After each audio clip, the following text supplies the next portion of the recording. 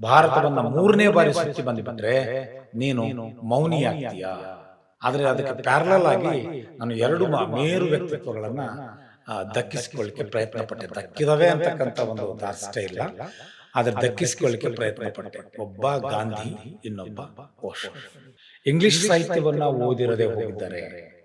ಒಂದು ಡಿಫ್ರೆಂಟ್ ಆಗಿರ್ತದೆ, multi cultural, multi dimensional reading ನಮಗೆ ಸಾಧ್ಯ ಆಗ್ತಿರಲಿಲ್ಲ. ಓಶೋ ಬೇಸಿಕಲಿ ಏನು? ಬೇಸಿಕಲಿ ಒಬ್ಬ ಸತ್ಯಶೋಧಕ. ಆದ್ರೆ ನಮಗೆ ಪ್ರತಿಕ್ಷಣವೂ ಅಚ್ಚರಿಯನ್ನು ಹುಟ್ಟಿಸುವ ಒಂದು ಭಿನ್ನ ಪಾತ್ರ ಯಾವ್ದಾದ್ರು ಇದ್ರೆ ಅದು ಓಶೋ. ನೀವು ಹೀಗೆ ಅಂದ್ಕೋದ್ರೆ ಅವ್ನು ಹೀಗೆ ಅಂದ್ಕೊಂಡ್ರೆ. ಓಶೋ ಮಾತಾಡ್ತಾ ಇದ್ರೆ ಏನ್ ಮಾತಾಡ್ತಾ ಇದ್ದಾನೆ? Whether is talking of mathematics, talking of science, talking of literature, of life, philosophy, ನಿಮ್ಗೆಲ್ಲೋ ಒಂಥರ ಅದು ಕೆಲವೊಬ್ಬರಲ್ಲಿ ಅನ್ನಿಸ್ತದೆ. ನಿಮಗೆ ಕೆಲವರು ಉಪನ್ಯಾಸಗಳನ್ನು ಕೇಳ್ತಿರ್ಬೇಕಾದ್ರೆ ನಿಮಗೆ ನನ್ನ ತೀರ ವೈಯಕ್ತಿಕವಾಗಿರ್ತಕ್ಕಂಥ ಪ್ರಶ್ನೆಗೂ ಎಲ್ಲೋ ಒಂದಿಷ್ಟು ಉತ್ತರ ಸಿಗ್ತಾ ಇದೆ ಅಂತ ಅನ್ಸುತ್ತೆ. ಇಂಡಿಯನ್ ಆರ್ಕಿಟೆಕ್ಚರ್, ಇಸ್ಲಾಮಿಕ್ ಆರ್ಕಿಟೆಕ್ಚರ್ ಸೇರ್ಕೊಂಡು ಒಂದು ಡೆಕ್ಕನಿಕ್ ಆರ್ಕಿಟೆಕ್ಚರ್ ಅಂತ, ಭಾರತೀಯ ಫಿಲಾಸಫಿ, ಇಸ್ಲಾಮಿಕ್ ಫಿಲಾಸಫಿ ಸೇರ್ಕೊತ ಸೂಪಿ ಉಟ್ಕೊಂತ, ಪಶ್ಚಿಮದ ರಾಷ್ಟ್ರಗಳು ವಾದಿಸುವ ಹಾಗೆ, ಯುರೋಪಿಯನ್ ರಾಷ್ಟ್ರಗಳು ಹೇಳೋ ಹಾಗೆ ಈ ದೇಶ ಬರೀ ಜಾತಿಯಿಂದಲೇ ತುಂಬಿದ್ದಾರೆ, ಈ ದೇಶ ಬರೀ ಕಚ್ಚಾಟದಲ್ಲೇ ಮುಳುಗಿದ್ದಾರೆ. ಕಬೀರ ಇಲ್ಲಿವರೆಗೆ ಹೇಗೆ ಬಂದ್ ಮುಟ್ತಿದ್ದ? ಫರೀದ್ ಹೇಗೆ ಬಂದ್ ಮುಟ್ತಿದ್ದ? ಶಾಮೆ ತಬ್ರೀಜ್ ಹೇಗೆ ಬಂದ್ ಮುಟ್ತಿದ್ದ? ಮಹಾವೀರ ಹೇಗೆ ಬಂದ್ ಮುಟ್ತಿದ್ದ? ಒಬ್ಬ ಲೇಖಕನಿಗೆ, ಚಿಂತಕನಿಗೆ, ನಟನಿಗೆ ಇರುವ ಬಹಳ ದೊಡ್ಡ ತೊಡಕು ಅವನ ಪ್ರತಿಭೆ. ಅದು ಅವನಿಗೆ ಎಷ್ಟು ಮುಖ್ಯವೋ ಅದರಿಂದ ಆತ ಬಿಡಿಸ್ಕೊಳ್ಬೇಕಾಗಿದೆ ಕೂಡ ಅಷ್ಟೇ. ಇವತ್ತು ಬಸವಣ್ಣ ಲಿಂಗಾಯತರ ಪಾಲು, ಮಹಾವೀರ ಜೈನರ ಪಾಲು, ಬುದ್ಧ ಬುದ್ಧಿಸ್ಟರ ಪಾಲು, ಯಾರ್ಯಾರೋ ಅವರು ಲಾಂಛನ. ಓಶೋ ಯಾರ ಪಾಲು? ಓಶೋ ಎಲ್ಲರ ಪಾಲು. ಪ್ರತಿಯೊಬ್ಬ ಧರ್ಮ ನಾಯಕನ ಹಿಂದೋ, ಸಾಹಿತ್ಯ ಹಿಂದೋ, ರಾಜಕಾರಣಿ ಹಿಂದೋ ಒಂದು ನಿರ್ದಿಷ್ಟ ಸಮುದಾಯ ಅಂತ ಸಿಗ್ತದೆ. ಆದ್ರೆ ಓಶೋನ ಹಿಂದೆ ಇಡೀ ಪ್ರಪಂಚ ಸಿಗ್ತದೆ. Okay, you have followers from France, from Greek, from India, from Germany, from Babylonia, from Malaysia, you have followers. ಧರ್ಮ ಸ್ಥಾಪನೆ ಅಂತಕ್ಕಂಥದ್ದೆಯಲ್ಲ, ಅದು ನಾವು ಹುಟ್ಟಿಸಿಕೊಂಡ ಪರಿಕಲ್ಪನೆ. If you read Ambedkar properly, ನಿಮಗೆ ವಾದದ ಪ್ರಶ್ನೆ ಬರುತ್ತೆ. ವಾದ ಹುಟ್ಟಿಸ್ಕೋತೀರಿ ಅಂದ್ರೆ ಅದರ ಹಿಂದೆ ಯಾವುದೋ ಒಂದು ಸ್ವಾರ್ಥದ ವಾಸನೆ ನಿಮಗೆ ಪಡೆದೇ ಬಿಡುತ್ತದೆ. ಹೋಗುವ ನನ್ನಂತ ಒಬ್ಬ ಸಾಮಾನ್ಯ ವ್ಯಕ್ತಿಯಿಂದ ಗ್ರೀಕ್ದಂತ ಸನಾತನ ಪುರಾತನ ದೇಶದ ಧರ್ಮ ಹಾಳಾಗ್ತದೆ, ಕ್ರಿಶ್ಚಿಯಾನಿಟಿ ಹಾಳಾಗ್ತದೆ ಅಂದ್ರೆ ಅದು ಹಾಳಾಗೋದೇ ಒಳ್ಳೆಯದು. ನಾನು ವಿಸ್ತಾರ ಆದಂತೆ, ನಾನು ಆಲೋಚಿಸಿದಂತೆ, ನಾನು ನಡೆದಂತೆ ಅದಕ್ಕೆ ಒಂದು ಸ್ವರೂಪ ಬರ್ತಾ ಇರ್ತದೆ. ಲಾಂಛನಗಳನ್ನ ನೀವು ಧರ್ಮ ಅಂತ ಅಂದ್ಕೊಂಡಿದ್ರೆ ದಟ್ಸ್ ಯುವರ್ ಮಿಸ್ಟೇಕ್. ಪ್ರಿಯ ವೀಕ್ಷಕರೇ, ಪೀಪಲ್ ಟಿವಿಯ ಪಾಡ್ಕಾಸ್ಟ್ಗೆ ತಮಗೆಲ್ಲ ಸ್ವಾಗತ. ನಾನು ಹನುಮಂತ ಹಲಗೇರಿ. ಆಚಾರ್ಯ ಓಶೋ ಒಂದು ಜಗತ್ತಿನಾದ್ಯಂತ ಅತ್ಯಂತ ಬೆರಗು ಮೂಡಿಸಿದ, ಅಚ್ಚರಿ ಮೂಡಿಸಿದ, ಒಂದು ಪ್ರಭಾವಿಸಿದ ಒಂದು ಗುರು ಅಂತಲೇ ಹೇಳ್ಬೋದು, ಅಥವಾ ಅರಾಜಕ ವ್ಯಕ್ತಿತ್ವ ಅಂತ ಹೇಳ್ಬೋದು, ಗೊತ್ತಿಲ್ಲ. ಈ ರಜನೀಶ್ ಅವರು ಒಂದು ಸಾಮಾನ್ಯ ಹಳ್ಳಿಯಲ್ಲಿ ಹುಟ್ಟಿ ನಮ್ಮ ದೇಶಾದ್ಯಂತ ಸಂಚರಣ ಮಾಡಿ ಜಗತ್ತಿನಾದ್ಯಂತ ತತ್ವಜ್ಞಾನ ಮತ್ತು ಒಂದು ಆಧ್ಯಾತ್ಮಿಕತೆಯಲ್ಲಿ ಅತ್ಯಂತ ಪ್ರಭಾವಿಸಿದ ಒಂದು ವ್ಯಕ್ತಿತ್ವ. ಈಗ ಇವರು 1931ರಲ್ಲಿ ಜನಿಸ್ತಾರೆ. ಅಷ್ಟೊತ್ತಿಗಾಗಲೇ ನಮ್ಮ ದೇಶದಲ್ಲಿ ಸಾಕಷ್ಟು ಒಂದು 10 ಧರ್ಮಗಳು ಹುಟ್ಟಿ ಬೆಳೆದು ತಮ್ಮದೇ ಆದ ಪ್ರಭಾವವನ್ನು ಉಂಟು ಮಾಡಿರ್ತವೆ. ಆದರೆ ಈ ರಜನೀಶ್ ಅವರು ಈ ಎಲ್ಲ ಧರ್ಮಗಳನ್ನ ಪ್ರಶ್ನೆ ಮಾಡ್ತಾ, ಮತ್ತು ಮಹಾನ್ ವ್ಯಕ್ತಿಗಳನ್ನು ಪ್ರಶ್ನೆ ಮಾಡ್ತಾ ತಮ್ಮದೇ ಆದ ಒಂದು ವಿವಾದಾತ್ಮಕವಾದ ಸ್ಟೇಟ್ಮೆಂಟ್ಗಳನ್ನ ಕೊಡ್ತಾ ಜಗತ್ತಿನಾದ್ಯಂತ ಹೆಸರು ಮಾಡಿದ್ರು. ಅಷ್ಟೇ ಅಲ್ಲ, ಈಗೇನು ನಿತ್ಯಾನಂದ ಅವರು ಮಾಡ್ತಾ ಇದ್ದಾರಲ್ಲ, ಏನು ಕೈಲಾಸ ಅಂತ ಒಂದು ದೇಶ, ಅಂತಹ ಪ್ರಯೋಗವನ್ನು ಆವತ್ತಿನ ಕಾಲದಲ್ಲೇ ರಜನೀಶ್ಪುರಂ ಅಂತ ಒಂದು 1000 ಎಕರೆ ಜಮೀನು ತೆಗೆದುಕೊಂಡು ಅಮೇರಿಕಾದಲ್ಲಿ ರಜನೀಶ್ಪುರಂ ಅಂತ ಒಂದು ದೊಡ್ಡ ಒಂದು ವಿಶೇಷವಾದ ಒಂದು ದೇಶವನ್ನೇ ಕಟ್ಟಲು ಹೊರಟರು. ಸೊ ಅವರ ಬಗ್ಗೆ ಇವತ್ತಿನ ಎಪಿಸೋಡ್ನಲ್ಲಿ ಮಾತಾಡ್ತಾ ಹೋಗೋಣ. ನಮ್ಮ ಜೊತೆಗಿದ್ದಾರೆ ಡಾಕ್ಟರ್ ರಾಗಮ್ ಅವರು. ಬೆತ್ತಲೆಗೆ ಬೆರಗಾಗಬಾರದು ಅಂತ ಒಂದು ಓಶೋ ಕುರಿತು ಬರೆದಿರುವ ಪುಸ್ತಕ. ಈಗಾಗಲೇ ಇದು 3ನೇ ಮುದ್ರಣ ಕಾಣ್ತಾ ಇರೋದು ಬಹಳ ಸಂತೋಷದ ವಿಚಾರ. ಈ ಪುಸ್ತಕ ನಾನು ಓದಿದ ಹಾಗೆ ಭಾಳಷ್ಟು ಒಂದು ವಿಸ್ಮಯಗಳಿಂದ ಕೂಡಿರುವಂಥದ್ದು, ಮತ್ತು ಓಶೋ ಅವ್ರನ್ನ ಪ್ರಶ್ನೆ ಮಾಡುತ್ತಲೇ, ಅವ್ರ ಜೊತೆ ಪ್ರೀತಿಯಿಂದ ಒಂದು ಜಗಳ ಮಾಡ್ತಲೇ ಅವ್ರನ್ನ ಜನರಿಗೆ ಅತ್ಯಂತ ಸರಳವಾಗಿ ದಾಟಿಸುವ ಕೆಲಸವನ್ನು ಈ ಪುಸ್ತಕ ಕನ್ನಡದಲ್ಲಿ ಮಾಡ್ತಾ ಇದೆ. ನಮಸ್ಕಾರ ಸರ್. ನಮಸ್ತೆ ಸರ್. ಓಶೋ ಬಗ್ಗೆ ಕನ್ನಡದಲ್ಲಿ ತುಂಬ ಬೆರಳೆಣಿಕೆಯ ಜನ ಬರೆದಿರುವಂಥದ್ದು. ನಿಮಗೆ ಹೇಗೆ ಈ ಓಶೋ ಆವರಿಸಿಕೊಂಡ್ರು, ಹೇಗೆ ಶುರು ಮಾಡಿದ್ರಿ ಇವ್ರ ಜೊತೆ ಜರ್ನಿ ಅಂತ? ಭಾಳ ಚಂದದ ಒಂದು ವಿವರಣೆಯನ್ನು ಕೊಟ್ರಿ. ಭಾರತದ ಅತ್ಯಂತ ಸಣ್ಣ ಹಳ್ಳಿಯಿಂದ ಬಂದವರು ಅಂತ ಹೇಳಿದ್ರಿ. ಇದು ಭಾಳ ದೊಡ್ಡ ವಾಕ್ಯ ನನ್ನ ದೃಷ್ಟಿಯಲ್ಲಿ. ಗಾಂಧಿ ಯಾವಾಗಲೂ ಒಂದು ಮಾತು ಹೇಳ್ತಿದ್ರು, ಆದರೆ ಗಾಂಧಿ ಮತ್ತು ಓಶೋ ಯಾವಾಗಲೂ ವಿರುದ್ಧ ದಿಕ್ಕಿನಲ್ಲಿ ನಿಂತಂತೆ ಕಾಣಿಸ್ತಾ ಇದ್ರು. Yes sir. ಇದ್ರಾ ಇಲ್ವಾ ಮುಂದಿನ ಹೌದು. ಚರ್ಚೆಯಲ್ಲಿ ನೋಡೋಣ. ಆದರೆ ಆ ಕಾಲದಲ್ಲಿ ಗಾಂಧಿನೂ ಕೂಡ ಬಹಳ ಪ್ರಶ್ನೆ ಬಹಳ ಮಾಡಿದ್ರು. ಚರ್ಚೆ ಮಾಡಿ ಹೌದು ಮುಖಾಮುಖಿಯಾದರು. ಹೌದು. There was no escape from each other. ಭಾಳ ಇಂಟ್ರೆಸ್ಟಿಂಗ್ ಸಂಗತಿ ಅಂದರೆ ಗಾಂಧಿ ಒಂದು ಮಾತನ್ನು ಹೇಳ್ತಿದ್ರು, ಭಾರತದ ಆತ್ಮ ಎಲ್ಲಾದರೂ ಇದ್ದರೆ ಅದು ಈ ದೇಶದ 70,000 ಹಳ್ಳಿಗಳಲ್ಲಿ ಇದೆ ಅಂತ ಹೇಳ್ತಿದ್ರು. ಆ ಮಾತನ್ನು ನಾವು ಒಪ್ಕೊಳ್ಳೋದಾದರೆ ಅಂಥದೇ ಒಂದು ಆತ್ಮದಿಂದ ಎದ್ದು ಬಂದಿರತಕ್ಕಂಥ ಒಂದು ಕ್ಯಾರೆಕ್ಟರ್ ಓಶೋ. ಎರಡನೇ ವಾಕ್ಯ ಬಳಸಿದ್ರಿ, ಬಹಳ ವಿವಾದಿತ ವ್ಯಕ್ತಿ ಅಂತೇಳಿ. ನನಗನ್ಸುತ್ತೆ ವಿವಾದಗಳಿಗಿಂತಲೂ ಈ ಪ್ರಪಂಚದಲ್ಲಿ ಅತ್ಯಂತ ಸರಳವಾಗಿರೋದು ನಮಗೆ ಬಹಳ ವಿವಾದಾತ್ಮಕವಾಗಿ ಕಾಣಿಸ್ತದೆ. Gandhi is a very simple character, yes. But ನಮಗೆ ಭಾಳ ವಿವಾದಾತ್ಮಕವಾಗಿ ಕಾಣಿಸ್ತು. ಶಾಸ್ತ್ರಿ ಬಹಳ ಸರಳವಾದ ಕ್ಯಾರೆಕ್ಟರ್, ಭಾಳ ವಿವಾದಾತ್ಮಕವಾದಂಥ ಅಂತ್ಯವನ್ನು ಕಂಡರು. ಓಶೋನು ಹಾಗೇ ಒಂದು ಸರಳವಾದ ಕ್ಯಾರೆಕ್ಟರ್, ಬಟ್ ನಾವು ಗ್ರಹಿಸುವ ರೀತಿಯಲ್ಲಿ ಎಲ್ಲೋ ತಪ್ಪಾಗಿದೆ ಅಂತ ಅನ್ನಿಸ್ತದೆ ನನಗೆ. ಆದರೆ ಅವರು ಹೇಳಿದ್ದೇನಾದರೂ ಹೊಸದಿತ್ತ? ಬಹುತೇಕ ಇಲ್ಲ. ಗಾಂಧಿ ಹೇಳಿದ ಮಾತನ್ನೇ ಮತ್ತಿಲ್ಲಿ ನೆನೆಸ್ಕೊಳ್ಬೇಕು. ನಾನು ಯಾವುದೂ ಹೊಸದನ್ನು ಹೇಳ್ತಾ ಇಲ್ಲ. ನಾನು ಹೇಳಿರುವ ಎಲ್ಲ ವಿಚಾರಗಳು ಈ ದೇಶದಲ್ಲಿ ಹಿಮಾಲಯದಷ್ಟು ಪುರಾತನ ಅಂತ ಹೇಳಿದರು ಗಾಂಧಿ. ಓಶೋ ಈ ಮಾತನ್ನು, ಈ ಸಬ್ಮಿಷನ್ ಅನ್ನು ಇಡ್ತಾರೆ. ಯಾವುದನ್ನೂ ನಾನು ಹೊಸದಾಗಿ ಹೇಳ್ತಾ ಇಲ್ಲ, ಹೊಸದನ್ನು ಹೇಳ್ತಾ ಇಲ್ಲ, ಹೊಸದೆನ್ನಿಸುವಂತೆ ಹೇಳ್ತಾ ಇರಬಹುದೇನೋ. ಹೀಗೆ ಓಶೋನ ಕಡೆಗೆ ನನ್ನ ಆಕರ್ಷಣೆ ಶುರುವಾಗಿದೆ. ಅಂದರೆ ಯಾರಾದರೂ ಕೇಳಿದ್ರೆ ನಂಬಲಿಕ್ಕಿಲ್ಲ, ಆದರೆ ಇರೋ ಸತ್ಯ ಅಂದರೆ ಇಟ್ ಈಸ್ ಥ್ರೂ ಗಾಂಧಿ.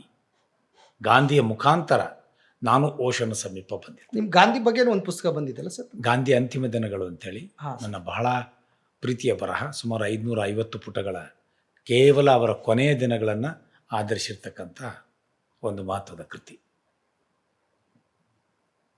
ನಿಮ್ಮ ಚರ್ಚೆಯಲ್ಲಿ ತೆಗೆದುಕೊಳ್ಬೇಕಾಗಿದೆ ಏನಂದರೆ, ಎಲ್ಲರೂ ಮಾತಾಡ್ತಾರೆ ಗಾಂಧಿನೇ ಬೇರೆ, ಓಶೋನೇ ಬೇರೆ. ಹೊರಗಡೆ ನಮಗೆ ಹಾಗೆ ಕಾಣಿಸ್ತದೆ. ಇವು ಹೇಗೆಂದರೆ, ನೀವು ಏರೋಪ್ಲೇನ್ದಲ್ಲಿ ಏರಿ ಕುಳಿತ ತಕ್ಷಣ ಇನ್ನು ನಮ್ಮ ಪಕ್ಕದಲ್ಲಿ ನೂರಾರು ವಸ್ತುಗಳು, ನೂರಾರು ಊರುಗಳು, ನೂರಾರು ಪ್ರದೇಶಗಳು ಕಾಣಿಸ್ತವೆ. ಪ್ಲೇನ್ ಮೇಲೆ ಹಾರ್ತಾ ಹಾರ್ತಾ ಹಾರ್ತಾ ಎಲ್ಲವೂ ಒಂದೇ ಥರನ ಕಾಣಿಸ್ಲಿಕ್ಕೆ ಶುರು ಮಾಡ್ತದೆ. ಸೊ ಓಶೋ ವಿಚಾರಗಳನ್ನು ನೀವು ಓದ್ತಾ ಹೋದ ಹಾಗೆ ನಿಮಗೆ ಗೊತ್ತಾಗ್ತದೆ ಎಲ್ಲಿ ಒಂದು ಸೆಂಟರ್ ಅಂತಕ್ಕಂಥದ್ದು ಸಿಗ್ತದೆ.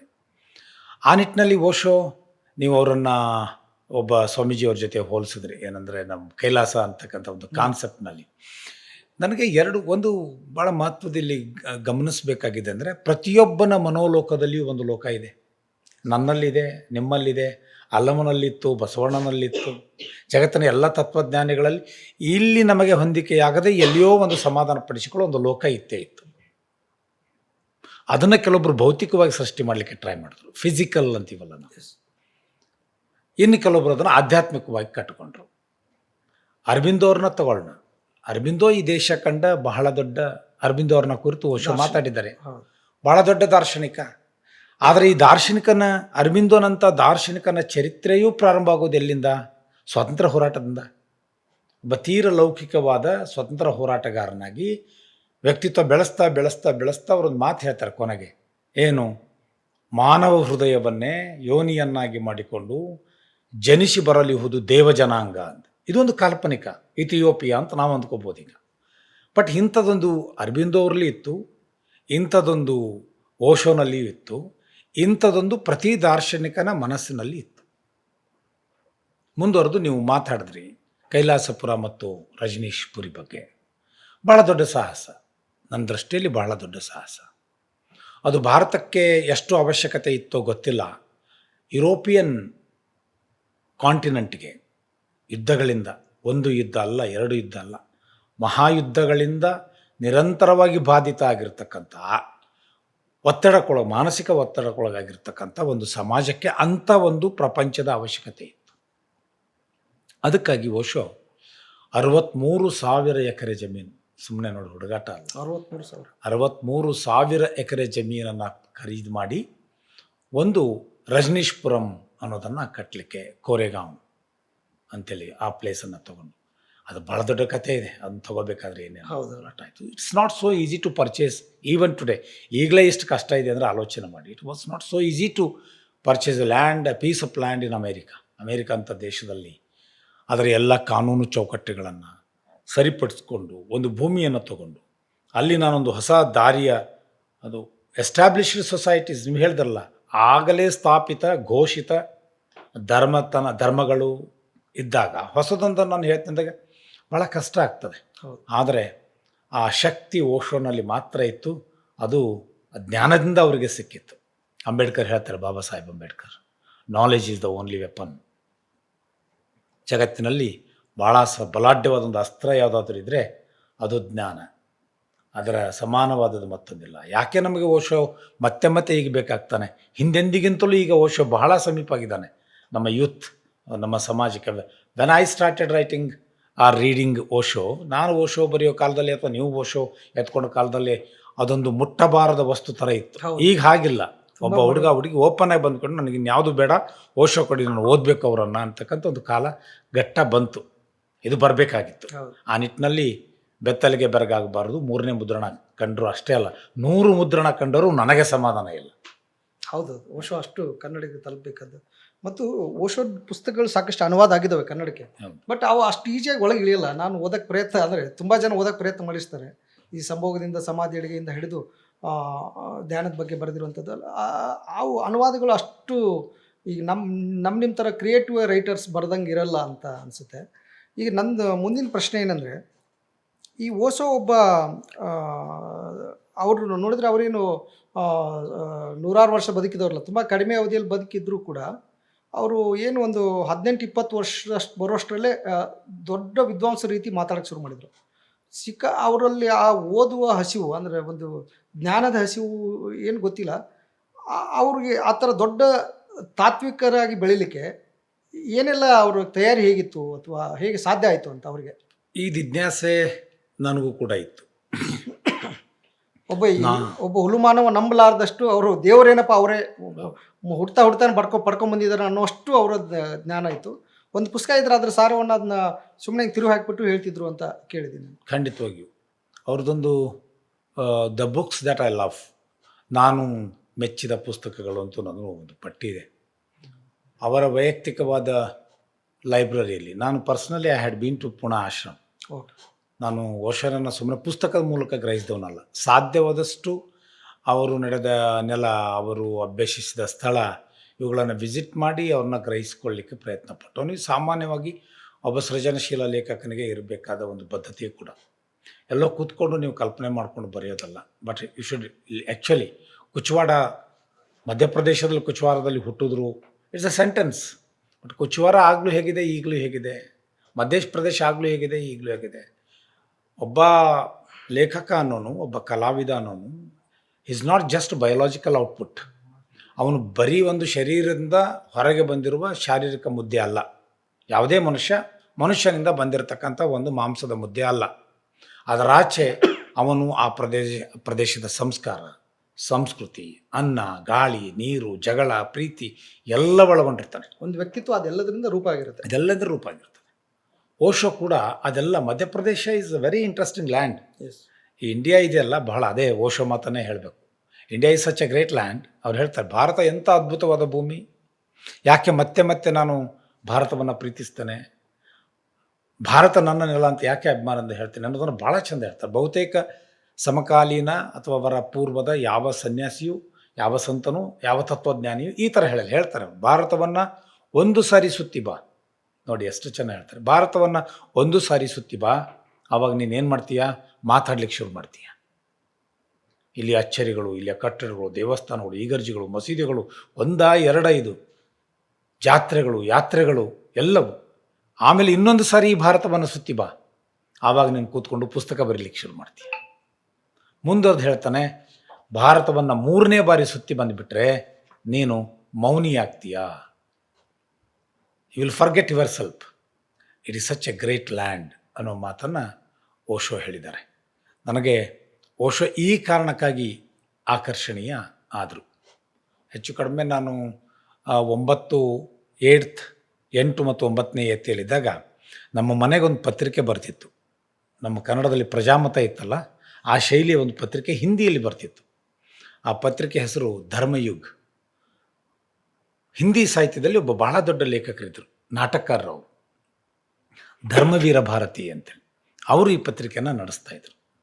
ಅದರೊಳಗೆ ಮೊಟ್ಟ ಮೊದಲಿಗೆ ಒಬ್ಬ ವ್ಯಕ್ತಿಯನ್ನು ಅರೆಸ್ಟ್ ಮಾಡಿ ಅವ್ರಿಗೆ ಕೈಕೋಳ ಹಾಕಿಕೊಂಡು ಗನ್ಮ್ಯಾನ್ಗಳು ಹಿಡ್ಕೊಂಡು ಹೋಗ್ತಾ ಇರೋ ಒಂದು ಚಿತ್ರ ಬಂತು.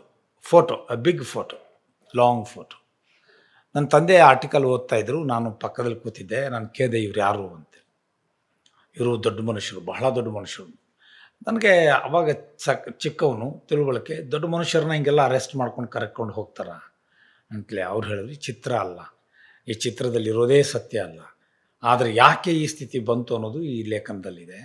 ಇವ್ರ ಹೆಸರು ಓಶೋ ಅಂಥೇಳಿ ನನ್ನ ತಂದೆ ಅವಾಗ ಹೇಳಿದ್ರು. ಜರ್ನಿ ಸ್ಟಾರ್ಟ್ ಆಗಿದ್ದು 9ನೇ ಎತ್ತಿಯಲ್ಲಿದ್ದಾಗ ನನಗೆ ಓಶೋ. ಆನಂತರ ಯಾವಾಗಾದರೂ ಇವನನ್ನು ತೆಕ್ಕೆ ಹೊಡಿಬೇಕಲ್ಲ ಅಂತಕ್ಕಂಥ ಒಂದು ಆಸೆ ಇದ್ದೇ ಇತ್ತು.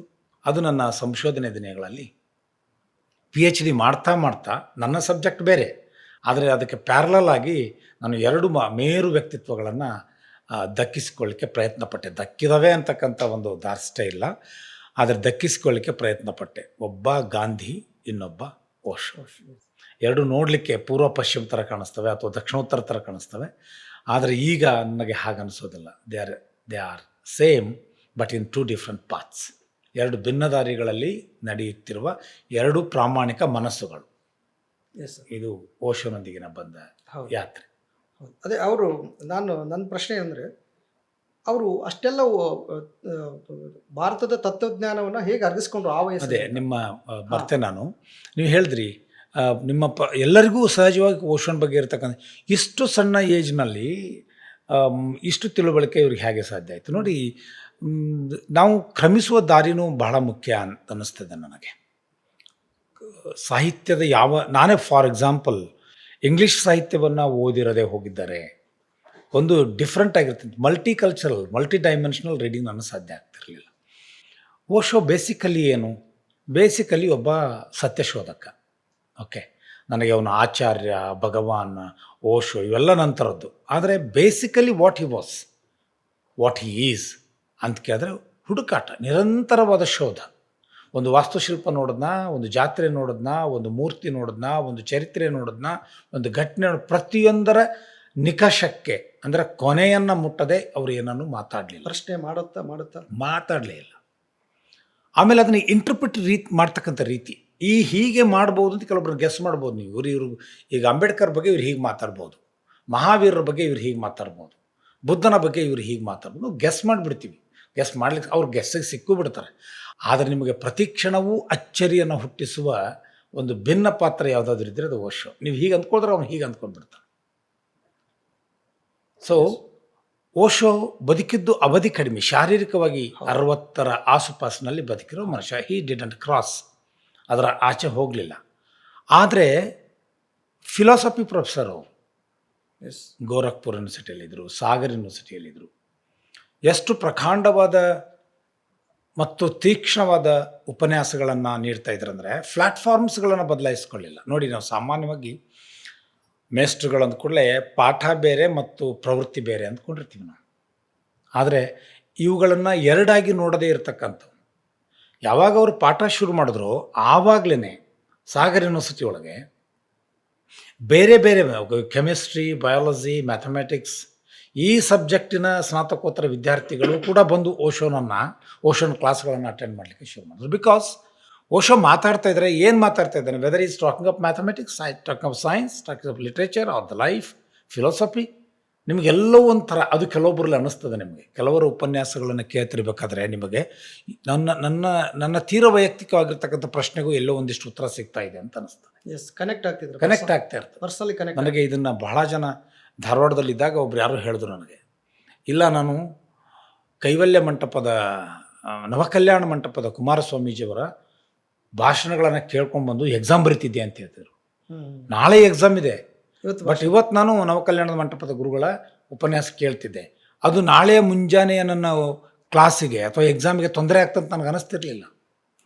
ಬದಲಾಗಿ ನಾನು ಇನ್ನೂ ಕ್ಲಿಯರ್ ಆಗಿಬಿಡ್ತಿದ್ದೆ. ಅವನು ಓದ್ತಾ ಇರೋದು ಇಂಗ್ಲೀಷ್ ಲಿಟ್ರೇಚರು, ಇವರು ಹೇಳ್ತಾ ಇರೋದು ಟೋಟಲ್ ಇಂಡಿಯನ್ ಶೈವ ಫಿಲಾಸಫಿ, ಆದ್ರೆ ಬಂದು ಪಾಠ ಎಕ್ಸಾಮ್ ಬರಿತಾನೆ ಅನ್ನತಕ್ಕಂಥ ನಮಗೆ ಎಲ್ಲೋ ಡಿಫ್ರೆಂಟ್ ಡಿಫ್ರೆಂಟ್ ಅನ್ಸುತ್ತೆ. ಯಾಕೆ ಓಷನ್ ಕಡೆ ಈ ಪ್ರಮಾಣದಲ್ಲಿ ಜನ ನೋಡಿ. ಧರ್ಮ ರಾಜಕಾರಣನೂ ನಿಮ್ಗೆ ಚೆನ್ನಾಗಿ ಗೊತ್ತು. ಸಾಹಿತ್ಯ ರಾಜಕಾರಣ, ಧರ್ಮ ರಾಜಕಾರಣ ಎಲ್ಲದರಲ್ಲಿದೆ. ಅದು ಇಷ್ಟು ಪ್ರಕಾಂಡವಾಗಿರ್ತಕ್ಕಂಥ ಈ ಲೋಕದಲ್ಲಿ ಅಷ್ಟೇ ತೀವ್ರವಾಗಿ ಅವರು ಎದ್ದು ಬಂದ್ರಲ್ಲ. ನಿಮ್ಮ ಥರ ನನಗೂ ಕುತೂಹಲ, ಏನನ್ನು ಓದಿರ್ಬೋದು. ಆಮೇಲೆ ನಾನು ಸುಮ್ಮನೆ ಒಂದು ಕ್ಷಣ ಅವರ ಓದನ್ನೂ ಗಮನಿಸ್ತಾ ಹೋದೆ. ಬೇಸಿಕ್ ಆ್ಯಂಡ್ ಕ್ಲಾಸಿಕ್ ಅಂತಕ್ಕಂಥದ್ದು ಏನೇನಿದೆ ಅದೆಲ್ಲವನ್ನು ಸ್ಪರ್ಶ ಮಾಡಿದ್ದಾರೆ, ಟಚ್ ಮಾಡಿದ್ದಾರೆ. ಮತ್ತು ಅದನ್ನು ಹೇಗೆ ಗ್ರಹಿಸಬೇಕು, ನಾವು ಅಂದುಕೊಳ್ಳುವ ರೀತಿಯೇ ಬೇರೆ, ಅವರು ಅದನ್ನು ತಗೊಳ್ತುವ. ಆದರೆ ಅವರ ಗ್ರಹಿಕೆಯನ್ನು ಕೇಳಿದ್ಮೇಲೆ ನಾವು ಭಾಳ ಕ್ಷುದ್ರತೆಯ ಪಾಯಿಂಟಿಗೆ ಬಂದಿದ್ದೆ. ಅಥವಾ ನಾವು ಹೀಗೆ ನೋಡ್ಬೋದಾಗಿತ್ತಲ್ಲ. ಒಂದು ಸಣ್ಣ ಎಕ್ಸಾಂಪಲ್ ಇಲ್ಲಿ ನೆನಪಿಸ್ಕೋಬೇಕನ್ನಿಸ್ತು.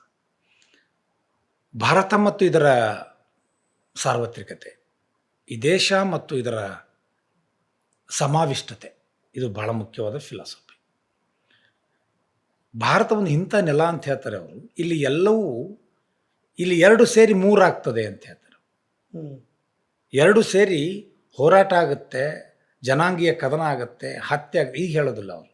ಇಲ್ಲಿ 2 ಸೇರಿ 3 ಆಗುತ್ತೆ.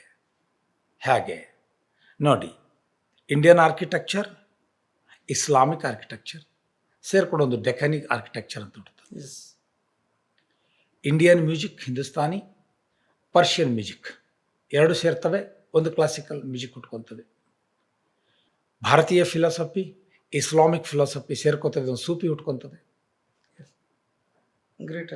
ಈ 3 ಸೇರಿಸ್ಕೊಂಡ್ರು, ಆಮೇಲೆ 3 ಆಗುತ್ತೆ. ಆಮೇಲೆ ಅವ್ರು ಹೇಳ್ತಾರೆ ಇದು ಇಲ್ಲಿ ಮಾತ್ರ ಸಾಧ್ಯ. It's not possible in America, it's not possible in Greek, it's not possible in Egypt.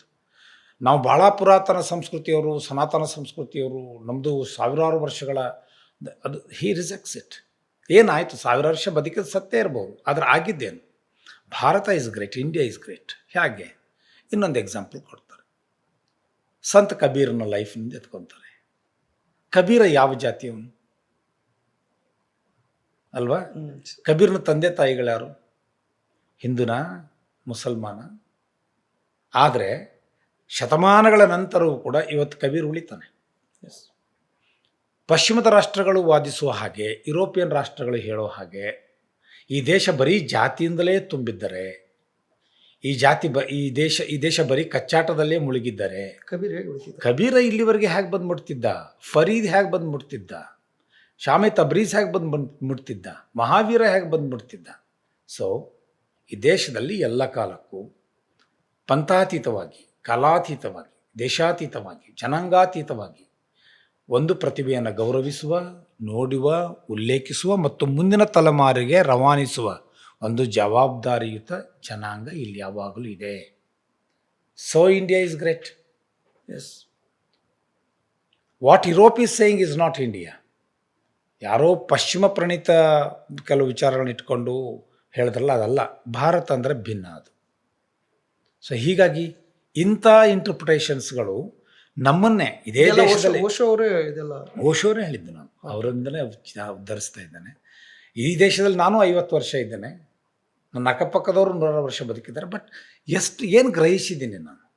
ಯಾಕಂದರೆ ಈಗ ನಾವು ಎಂಥ ಹಂತಕ್ಕೆ ಬಂದುಬಿಟ್ಟಿದ್ದೀವಿ ಅಂದರೆ, ದೇಶದ ಬಗ್ಗೆ ಮಾತಾಡಿದ್ರೆ ಒಂದು ಕಲರ್ ಕೊಡುವ, ಓಕೆ, ಇಲ್ಲಿಯ ಪುರಾತನ ಚಿಂತನೆಗಳ ಮಾತಾಡಿದ್ರೆ ಒಂದು ಕಲರ್ ಕೊಡುವ, ಏನು ಮಾತಾಡಿದ್ರೂ ಒಂದು ಪಂಥಕ್ಕೆ ನಿಮ್ಮನ್ನು ವಾಲಿಸಿ ಬಿಡುವ ಒಂದು ಹುನ್ನಾರದ ಕಾಲಘಟ್ಟದಲ್ಲಿ ನಾವಿದ್ದೀವಿ. ಬಟ್ ಇದನ್ನು ಭಾಳ ವ್ಯವಸ್ಥಿತವಾಗಿ ಬಿಡಿಸ್ಕೊಂಡು ಒಬ್ಬ ಲೇಖಕನಿಗೆ, ಚಿಂತಕನಿಗೆ, ನಟನಿಗೆ ಇರುವ ಬಹಳ ದೊಡ್ಡ ತೊಡಕು ಅವನ ಪ್ರತಿಭೆ.